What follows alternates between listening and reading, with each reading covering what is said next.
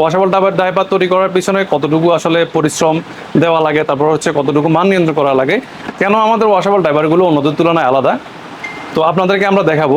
পুরো ভিডিওটা দেখবেন আশা করি। আর একটা ওয়াশেবল ডাইপার শুধুমাত্র একটা কাপড় দিয়ে, শুধুমাত্র প্যাড দিয়ে তৈরি হয়, আসলে বিষয়টা এমন না।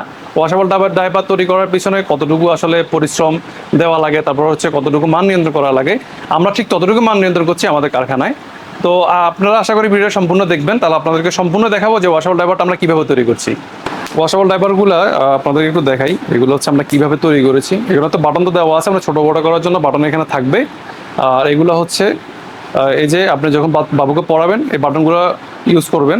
আর প্লাস হচ্ছে আপনাকে একটা জিনিস দেখা, সবচেয়ে যেটা মোস্ট ইম্পর্টেন্ট, সেটা হচ্ছে এই যে এই জিনিসটা এখানে কিন্তু ডাবল লেয়ারের সেলাই করা আছে। এটা কারণ হচ্ছে অনেকেই কিন্তু অভিযোগ করেন যে ওয়াশেবল ডাইপারগুলো লিকেজ হয়, ওয়াশেবল ডাইপারগুলো লিকেজ অনেকে কিন্তু অভিযোগ করেন।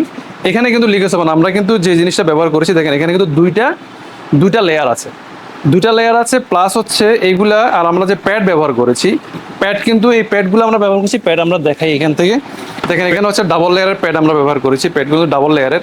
এরকম আমরা 3টা প্যাড এখানে ব্যবহার করেছি। এখানে আপনাদেরকে খুলে দেখাই, এখানে কিন্তু 3টা প্যাড আছে, এখানে একটা, 2টা, প্লাস হচ্ছে এখানে একটা আছে। এরকম হচ্ছে এখানে 3টা প্যাড একটা ডাইপারের মধ্যে থাকবে, এরকম 3টা প্যাড থাকবে।